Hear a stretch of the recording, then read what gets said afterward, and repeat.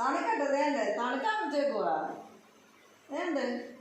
തണുക്കുണ്ടായോ? അയ്യോ ആവുള്ളൂ. തരാടാ, തരാം മോൻ തരാം. ഇവിടെ അവിടെ നിൽക്കല്ലേ, അത് തരത്തില്ല.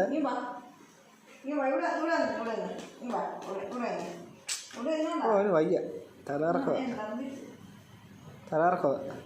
രാവിലെ ബിസ്ക്കറ്റ് വെച്ചിരുന്നോ? ഉച്ചയാകുമ്പോൾ ചോറ് തിന്ന സമയമാകുന്നുള്ളൂ. ഇന്നത്തെ പ്രശ്നമോ?